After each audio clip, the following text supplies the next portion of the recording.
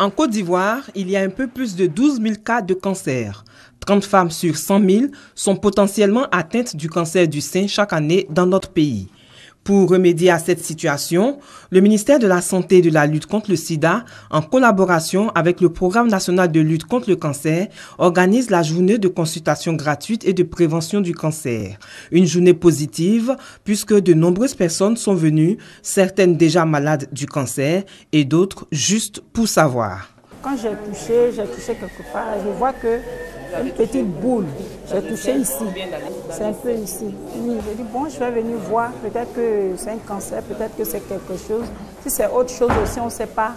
Une journée de sensibilisation qui a mobilisé des médecins, tous des volontaires venus pour mieux informer la population sur le cancer, un mal qui progresse en Côte d'Ivoire. On a trouvé des personnes qui sont venues parce qu'elles avaient des douleurs au sein, sans forcément avoir de boules dans le sein. Il y avait des personnes aussi qui avaient des boules. On les a rassurées en leur disant que ce n'est pas forcément un cancer, mais on ne sait jamais, il faut faire des examens. Il y a des patients qui ont un cancer déjà connu et qui sont venus pour des orientations sur leur traitement.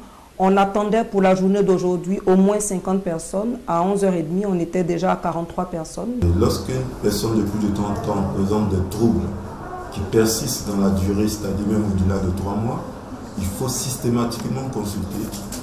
Et cette consultation va être suivie d'explorations complémentaires. Pour cette journée de consultation et de dépistage, on a enregistré de nombreux cas de cancer du sein. Ensuite, celui du foie et de la prostate.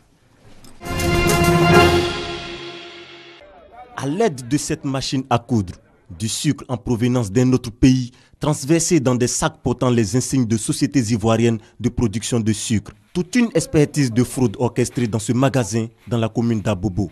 L'action n'échappe pas à l'attention des autorités ivoiriennes.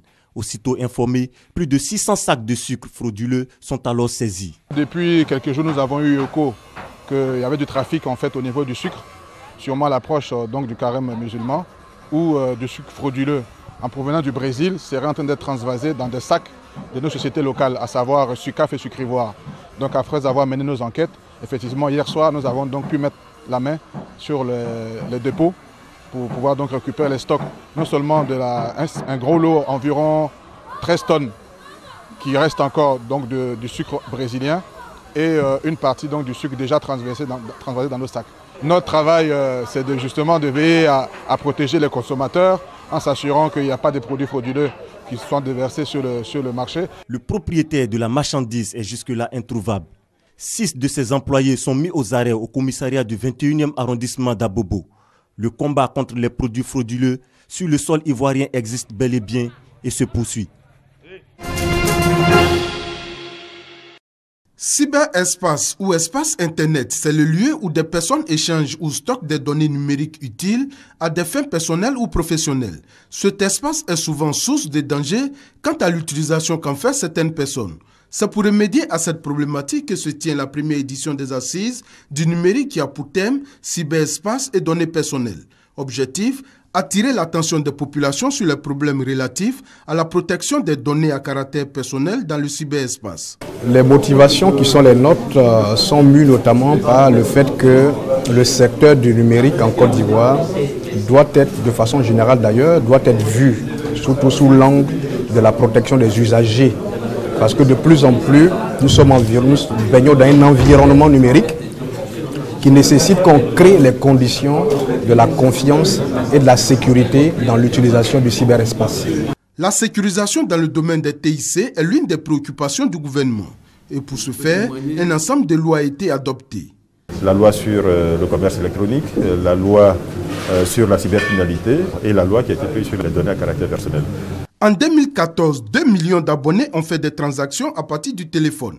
Les TIC sont donc devenus un pôle de croissance pour les entreprises et les organisations.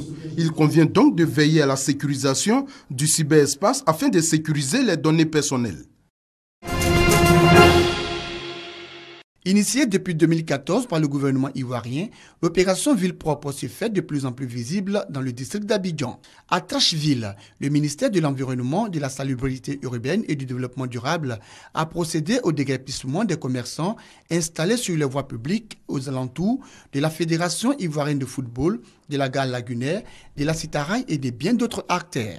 L'objectif de cette opération, rendre le cadre de vie des populations salubres et sain. Plutôt à la population de nous accompagner dans cette politique de lutte contre l'insalubrité. Et c'est un peu pour elles que nous initions ces opérations, pour leur permettre vraiment d'apprendre à utiliser ce domaine public. C'est-à-dire qu'on ne les empêche pas de faire leur travail, mais il faut que ce soit fait dans un cadre normal. Plus de 2 milliards de francs CFA, c'est le montant alloué par le gouvernement pour cette opération dénommée Opération Ville propre. Opération qui consiste à procéder au balayage des voies et places publiques, au curage des caniveaux, à l'enlèvement des ordures et au recyclage des sachets plastiques dans le district d'Abidjan. Débutée le jeudi 21 mai dernier, cette opération dans la commune de Trashville va durer 15 jours.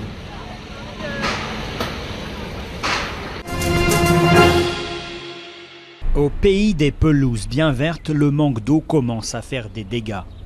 Paula habite dans cette banlieue de San Diego depuis 25 ans et sécheresse ou pas question de laisser son jardin virer au jaune.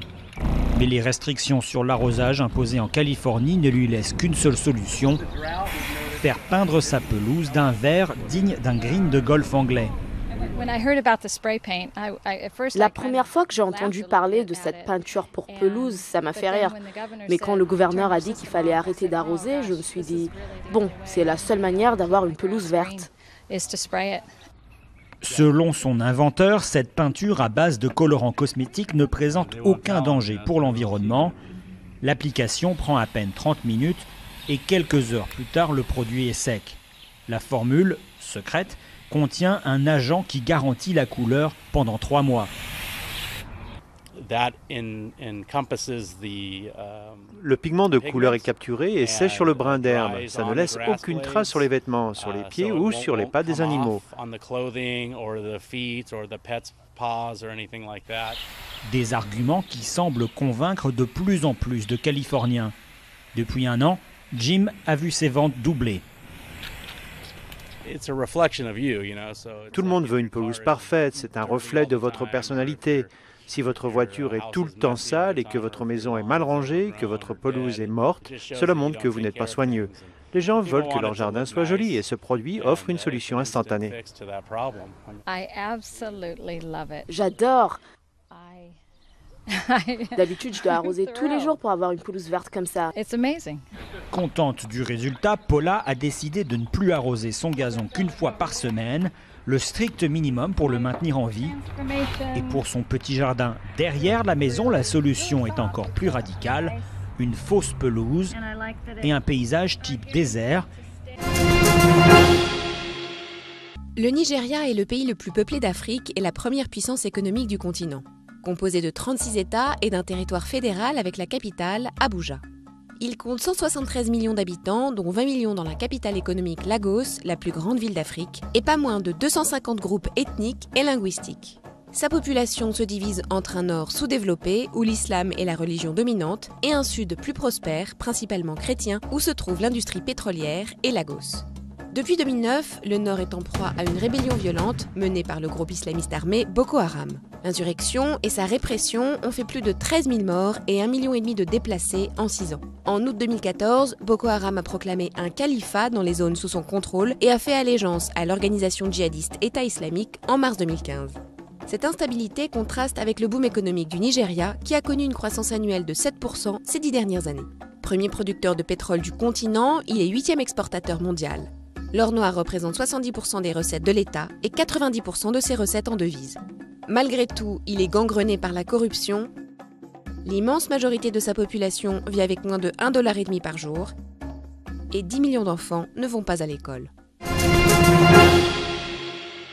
Le président de l'UEFA, Michel Platini, souhaite donc tourner la page Joseph Blatter et appelle les présidents de confédération à voter vendredi pour le challenger du président sortant, le prince jordanien Ali bin Hussein. Je lui ai dit, écoute Zep, on a commencé ensemble en 1998. C'est à Singapour qu'on s'est mis d'accord pour l'avenir de la FIFA. Nous avons gagné ensemble. Nous avons travaillé ensemble. Aujourd'hui, je viens te demander de quitter la FIFA, de démissionner de la FIFA, de partir de la FIFA. Parce que l'image est mauvaise, on ne peut plus continuer comme ça. Je suis dépité. Je suis écœuré et j'en ai marre. Enough is enough. Donc c'est trop. Trop, c'est trop.